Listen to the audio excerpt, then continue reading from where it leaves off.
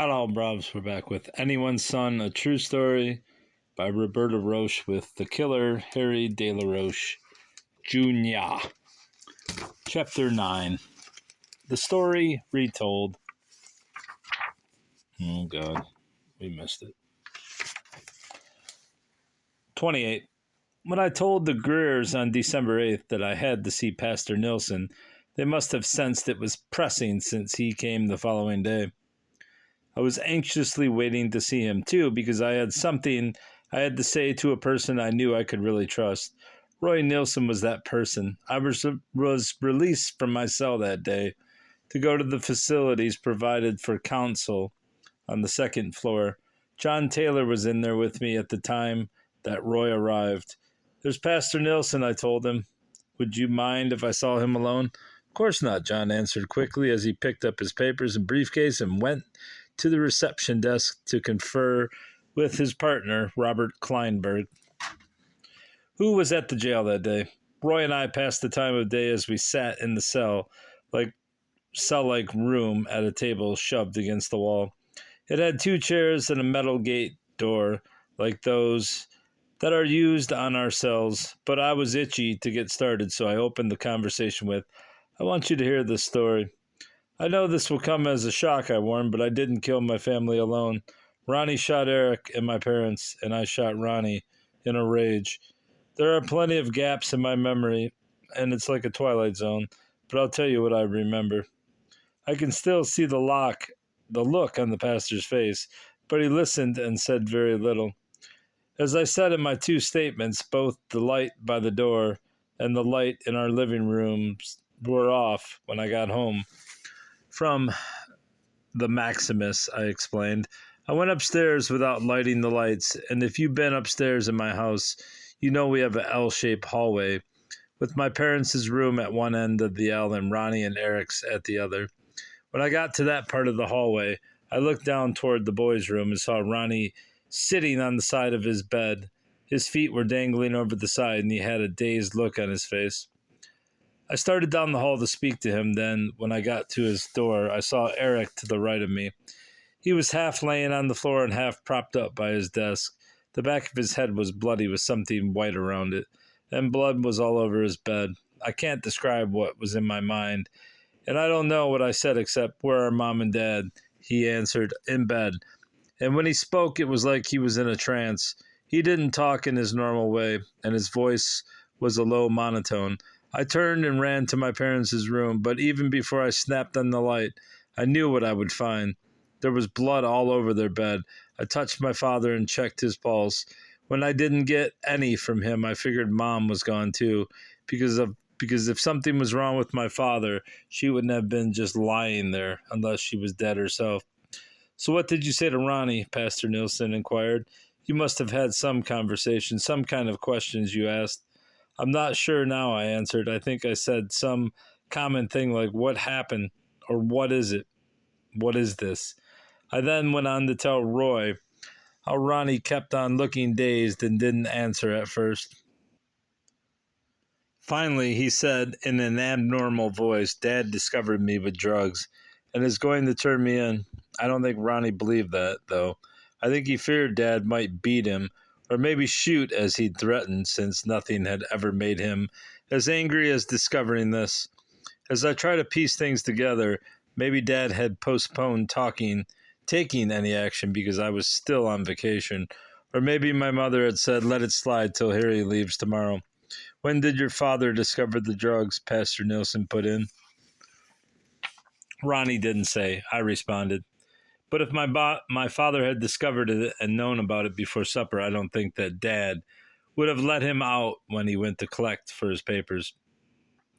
And I don't think Ronnie was in the house when my father asked about Ronnie and pot when I went back to change cars. I guess sometime after 6:30 or 7, my father must have found the green G.I. Joe box that Ronnie used for his drugs, scales, and baggies. He would have seen some empty baggies since Ronnie liked to keep them, so he could smell them sometimes. Dad might have been on a spring cleaning spree, or he might have been looking for something under Ronnie's bed, since Ronnie was sleeping in his own room while I was home from school. At any rate, Ronnie was scared for his life. As he said in a dazed monotone, I shot Dad and Mom, and then I shot Eric. When did he get the gun? Asked Roy. When did he get the gun?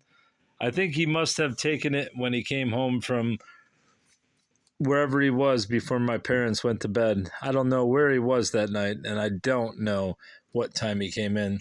I couldn't begin to tell Roy the feeling I had at that moment, and I can't describe the state I was in when Ronnie said in quick succession, I shot Dad, I shot Mom, I shot Eric. I'll never know why he killed Mom and Eric unless he cracked once he started.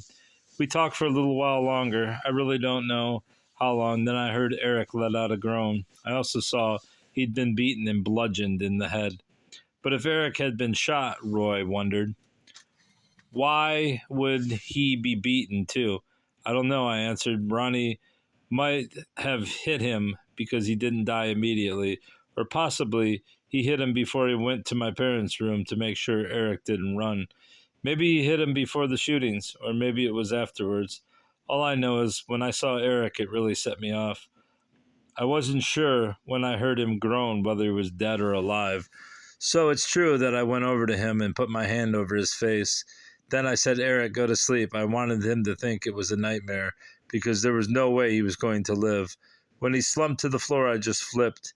It's in my mind that he died in my arms since I had blood on my forearms and hands. After that, I wasn't accountable. I screwed up an awful lot. There was nothing I could do for Eric, so I moved back towards Ronnie's bed. Then suddenly I had an impulse to kill him for what he'd done. When I began to approach him, Ronnie lay over on his side. His eyes were wide open as he pleaded, please help me, get me out of here. I could have called the cops right then, and I don't know why I didn't. But I saw the pistol on the windowsill at the end of Ronnie's bed, and when I saw some blood on the butt, that freaked me out even more. I picked it up and held it.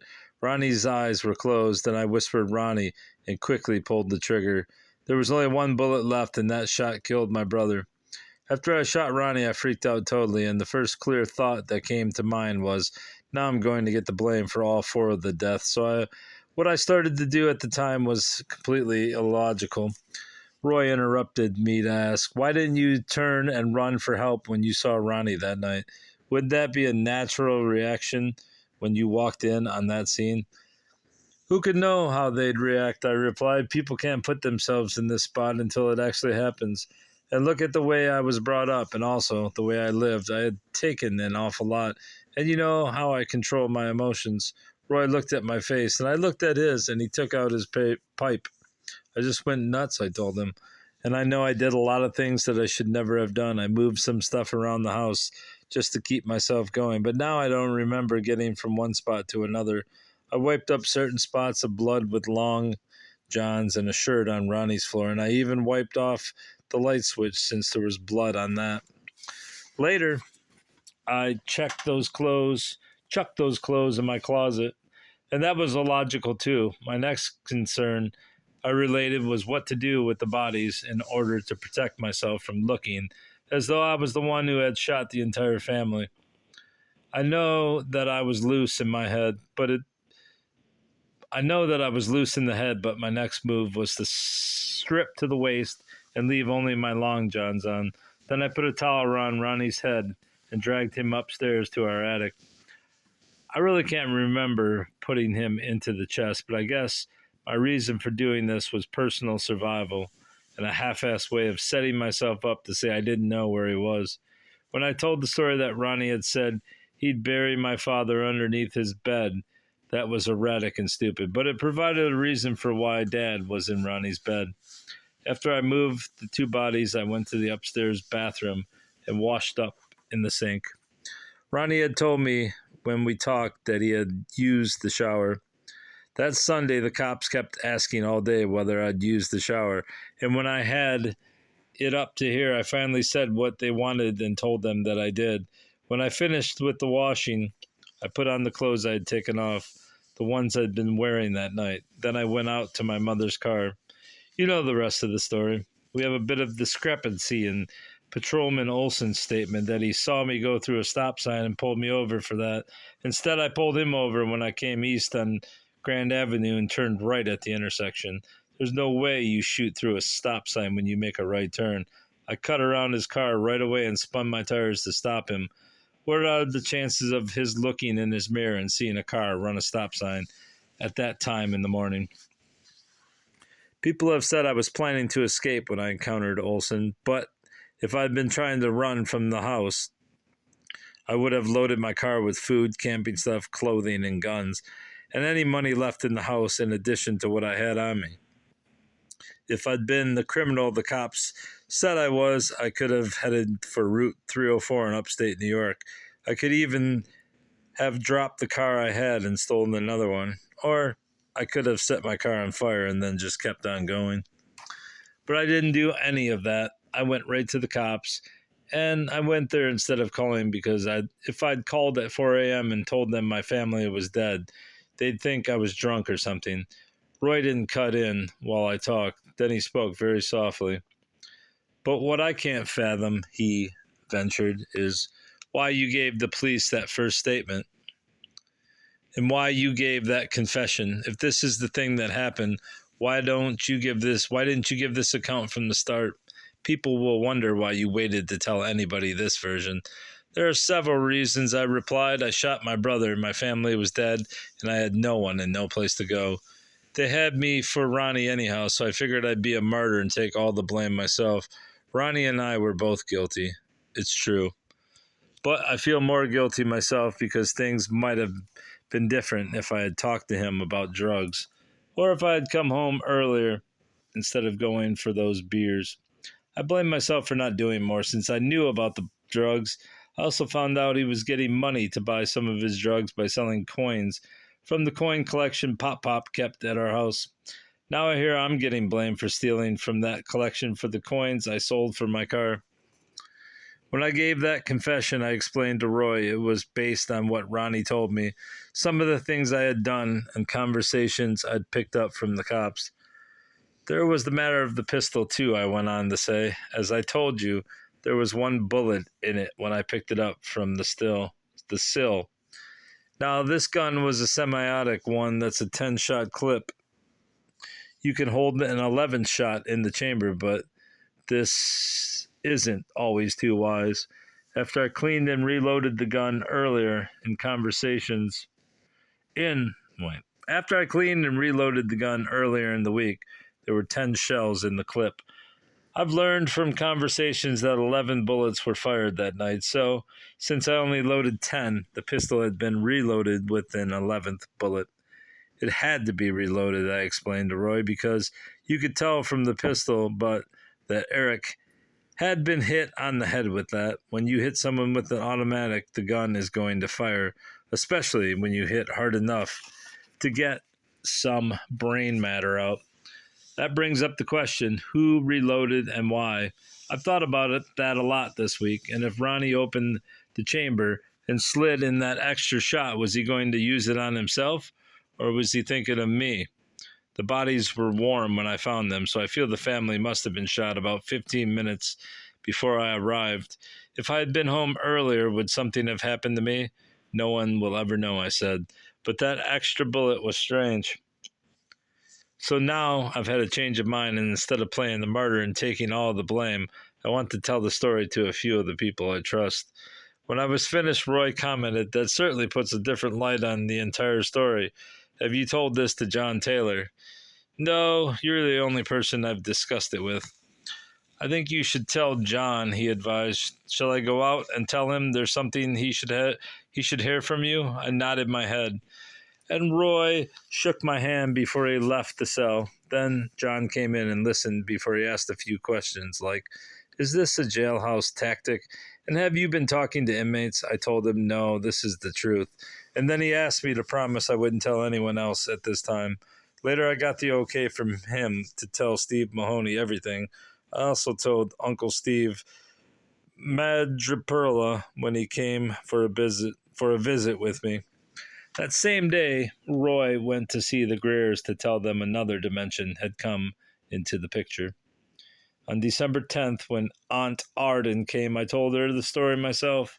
Later, I told the psychiatrist who came to the jail to see me. As the story leaked out, some believed me while others discounted it. But this is the picture I have in my mind and the recollection I'll always have, no matter what anyone says.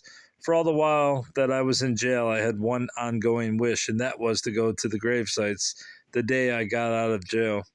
I knew I'd have a time of remorse when I actually said farewell. But I had to control my emotions in jail, or I wouldn't have been able to survive. I'll never forget I killed Ronnie, though. That's a burden I'll carry with me for the rest of my life. And that's the end of chapter 9. And we're roughly 100 pages from finishing. Yes. All right, that's all. Goodbye, bruv. Goodbye.